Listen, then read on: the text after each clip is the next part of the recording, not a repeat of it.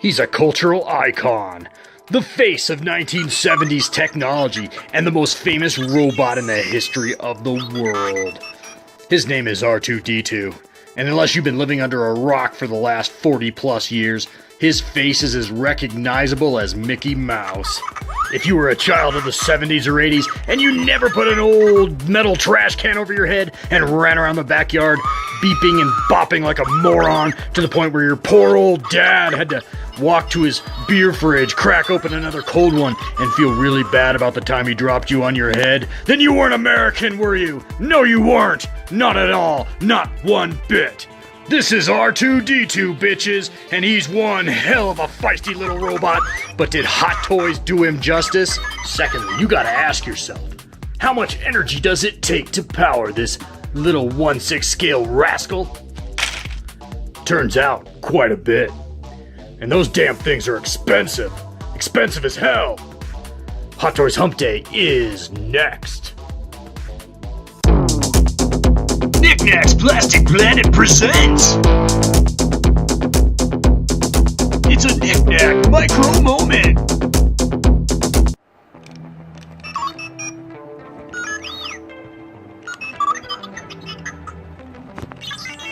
Hey guys, welcome back inside of the Plastic Planet. I am your host, Knickknack, coming at you tonight with another episode of Hot Toys Hump Day.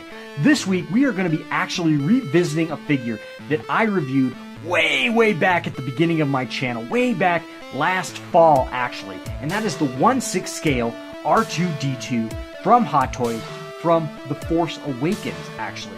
What prompted me to buy this figure in the first place, because I do have the Sideshow Collectable R2 as well, and they are about the exact same size, and I will get to that in a few minutes as well. They are about the same size, but it is this metal dome. This thing is awesome, and this figure actually, honestly, is a really good figure. As you can see, there's a lot of weathering on him. Yeah, he looks fantastic. I have no beefs whatsoever with the aesthetic qualities of this figure as far as how it looks and how well it represents R2-D2 from a screen accuracy point of view. So yeah, my main beef with this figure is in its electronic applications. I mean, it's got this remote, and he makes noises. You can activate him from across the room. He makes his little beeping and booping noises, and he lights up brilliantly. So he looks great, don't get me wrong. However, at least with mine, and I've read with others as well, when he is not in use, you need to pop this dome off and make sure you turn his off-on switch to off when not in use. Otherwise, these really expensive LR44 batteries will drain out. And as you guys can see, they're really expensive. They're a little cheaper at Walmart. I got mine at Walgreens tonight. It was simply a convenience tax for it tonight because I didn't want to drive all the way over to Walmart. These are expensive sons of bitches. Alrighty though, without further ado though, let's go ahead and get him open so you can at least see how cool he does look when he is in use. Alrighty, so check it out. I've got him working now, as you can see. He's lighting up pretty good. So yeah, he looks great. But check this out. Look how many goddamn batteries he takes. 1, 2, 3, 4, 5. 5 of these things. Now I know 2 of them is probably to power his lights, and the other 3 are to power the remote control sound effects, or vice versa. I'm not sure which.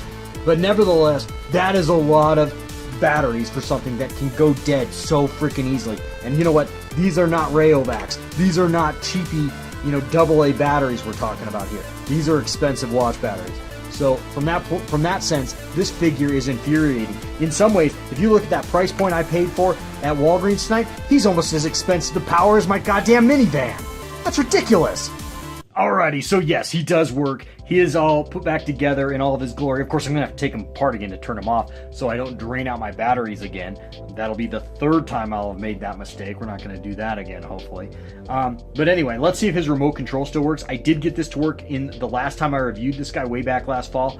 So again, if you want to see that full, complete review, even though I gotta admit, I feel like I was a little more raw, a little more green back then when I was doing my videos.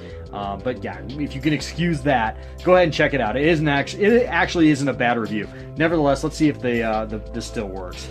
So I press the W on the Star Wars. Do I do it the right way? Maybe. Come on, you whore. There he is. Let's try again. There's like a sensor somewhere on him. Maybe it helps to stand back a little bit. Or not.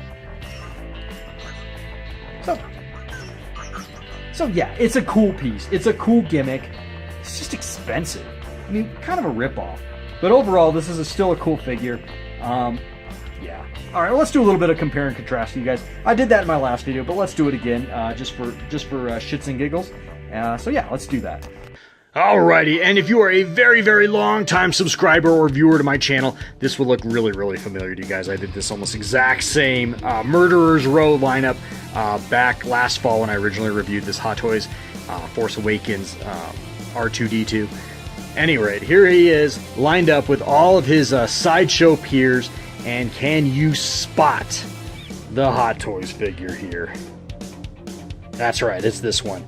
But really, I mean, honestly, if you have this R2-D2, which is, of course, the Sideshow, I don't know if you really need this one. The reason I got him was just because I wanted to have another R2-D2 to put in another area of the collection, and I thought, hey, why not go with the Hot Toys figure because of the metal dome, and because it did come with this little gimmick here, which I can get to work sometimes. Yeah, hell right, R2. Come on, man. Yeah, there he goes. So anyway, yeah, so there they all are. There's, of course, R5-D4, the Sideshow R2-D2, the Sideshow prototype R2-D2, whose batteries are currently dead, the Imperial R5 droid, which I can't remember his full designation, the Hot Toys R2-D2, and, of course, the Imperial R2-D2. I think like R2-Q5 right there. I can't remember his designation either, but nevertheless, there they all are. Actually, I love astromechs, so this is actually pretty sweet.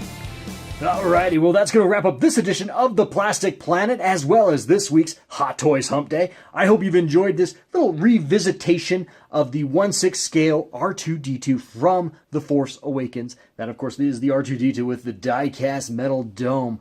A very big selling point for yours truly, and maybe for you as well. I did want to point out that I do believe he is back at retail. I think I saw him the other day at Sideshow.com or SideshowToy.com.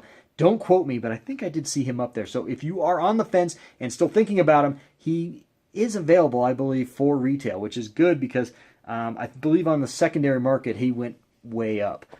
So yeah, so you know, if you are on the fence, if you need a second R2, why not get a different one? That's kind of where I landed on the subject. But you know, if you don't, if you just have the Sideshow, honestly, you're just fine with this one as well, honestly. So anyway, that's going to wrap up this edition of the Plastic Planet. Hey, a couple little notes for you guys, though. We are on Instagram. I talked about this in my last video. I am trying to post more on Instagram. In fact, I'm posting about every day, sometimes a couple times a day, behind-the-scenes stuff, pictures, short vids. If you want more Plastic Planet, follow me on Instagram. I'm also on Facebook. Look me up on Facebook, Knickknacks Plastic Planet. I try to post whenever I post a new video, usually within a day or so on there. And so we are on Facebook as well. So check us out on both of those sites if you want more Plastic Planet. And of course you do, because being on the Plastic Planet is a pretty fun place to be, I'd say. And hey, once again, if you're not a subscriber, please go ahead and click that subscribe button. It costs you nothing. And you really do help out this channel a lot by doing so. So I really do appreciate that. And I do appreciate all of my subscribers. I love you guys so much. Thank you so much for being a part of the Plastic Planet. And once again, sharing with me this awesome, often expensive hobby. So thank you. All right, guys, till next time, you guys have a great one. And remember, life is short, so God damn it, go buy some plastic crap.